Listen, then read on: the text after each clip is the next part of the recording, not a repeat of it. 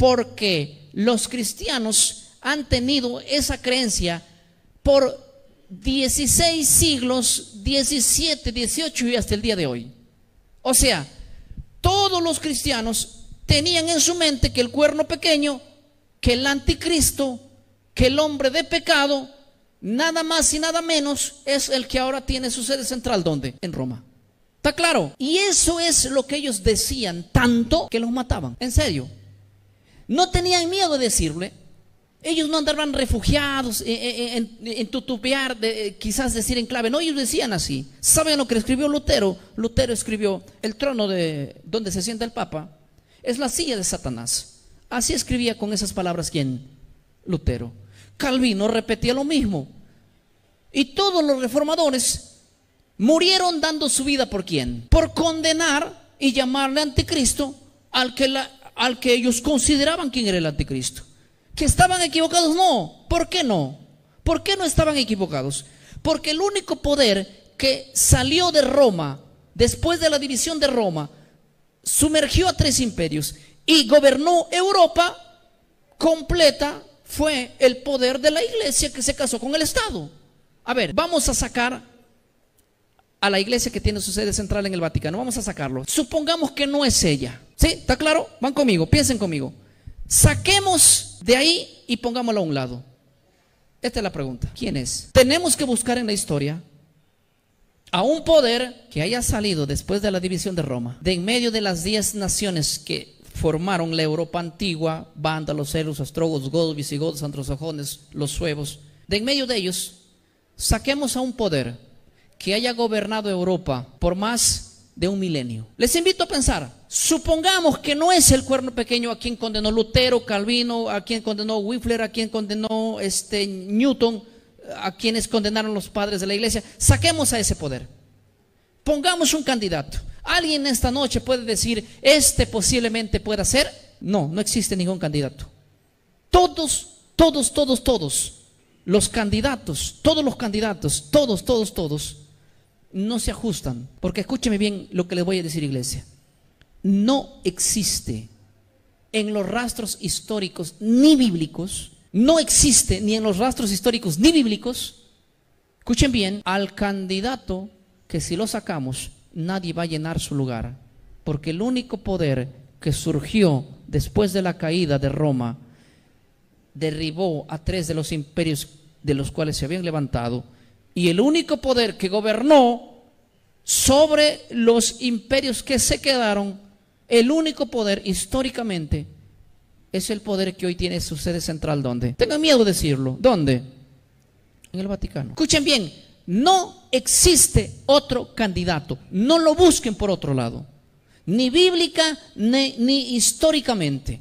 Por eso es que esta noche el tema probablemente podría ser un título: el anticristo identificado, o ya que identificado. Ahora, es muy penoso, a pesar de las evidencias bíblicas, a pesar de las evidencias históricas, a pesar de la creencia de nuestros antepasados que estudiaban la Biblia y estudiaban de verdad. Ellos no eran vagos como es la iglesia del día de hoy. Ellos sí estudiaban y se mataban y se quemaban las pestañas estudiando. Es magnífico de tal convicción que ellos tenían, que no les importaba morir quemados en la hoguera, pero su voz de ellos no se retractaba a decir: ustedes son el cuerno pequeño, ustedes son el anticristo. Ellos no tenían ese miedo. ¿Saben por qué morían? Porque no estaban hartos de la vida. ¿Saben por qué morían? Porque ellos morían condenando el pecado, condenando al enemigo, porque su guerra de ellos ha sido con el cuerno pequeño. La guerra de ellos ha sido con él, con ellos ha sido. Y los temas que hacían Lutero, les voy a decir una cosa. ¿Ustedes creen que Lutero escribía de la mujer samaritana? Vayan a leer los escritos de Lutero. ¿Qué escribía Lutero? Lutero hablaba, ¿saben cuál era el tema principal de Lutero? El tema principal de Lutero, ¿sí?, aparte de la justificación por la fe que él tenía, que él hablaba de una manera no como la entendemos hoy en día, por lo menos él tenía algo de luz en ello, pero escuchen bien, aparte de eso, el tema principal de Lutero era quién es el anticristo y cómo trazarse una línea de no una unión con ellos. Él había roto algo que jamás lo iba a solucionar para volver a unirse. Lutero era un hombre que ustedes van a ver que todos los reformadores marcaron una línea diciendo quién es el verdadero enemigo, y ni tenían unión ni tenían ecumenismo con ellos, porque sus temas que tenían eran brutales. Los escritos de Lutero eran tan tajantes, así con fuerza, de tal manera que por eso fueron perseguidos. Si Lutero no murió a manos del gobierno que tiene hoy su sede central en el Vaticano, es porque de alguna manera le dieron respaldo, protección, y porque él fue un hombre muy inteligente para no dejarse capturar así de fácil también. No se exponía como quizás lo hicieron otros de sus fieles acompañantes de él.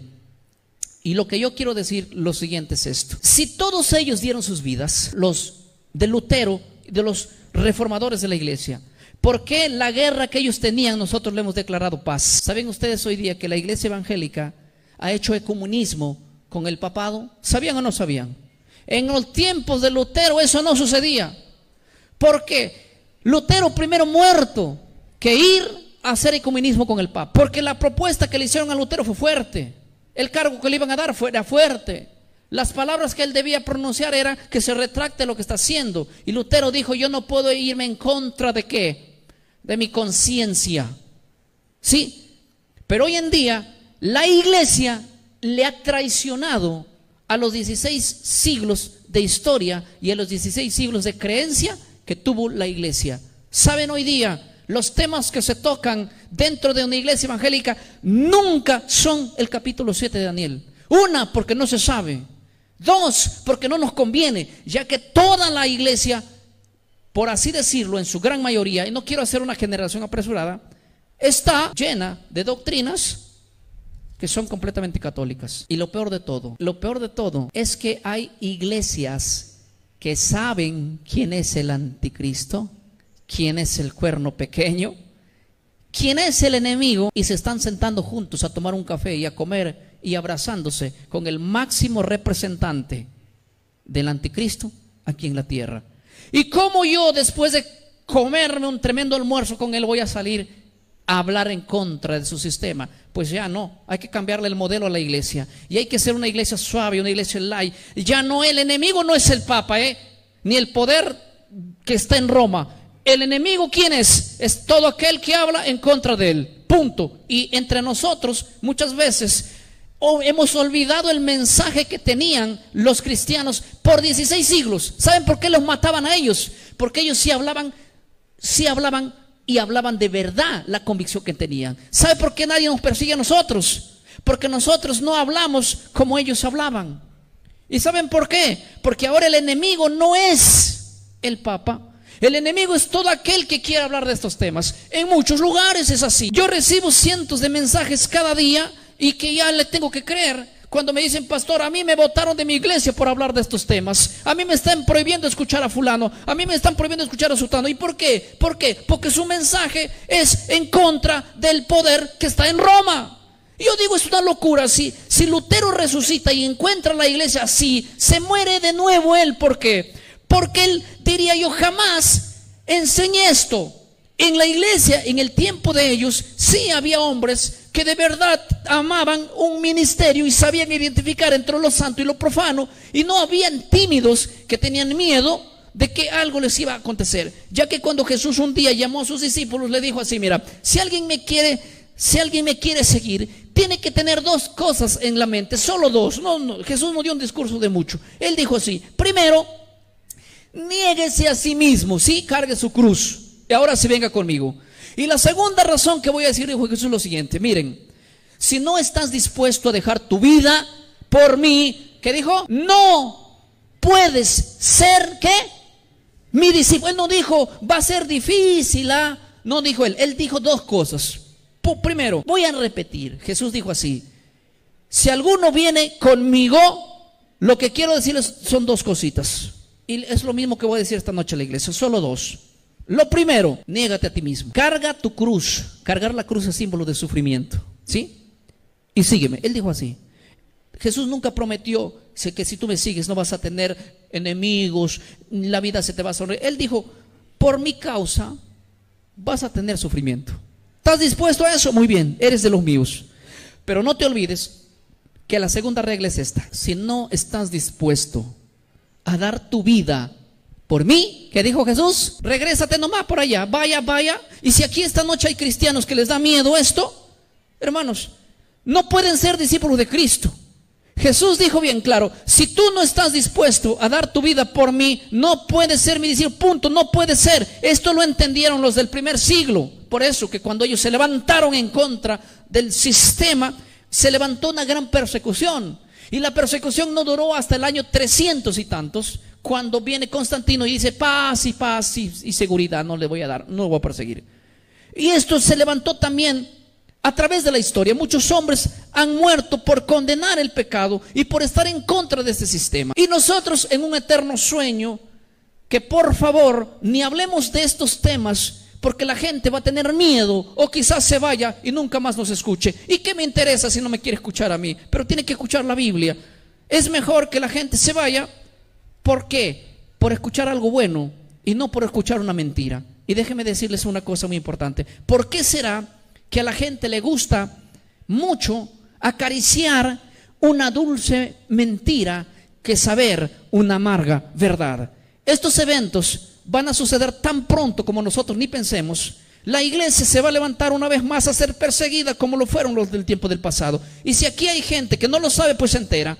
Y déjenme decirles, más vale que la iglesia esté preparada hoy, no mañana, porque los acontecimientos que vienen son grandes, son brutales.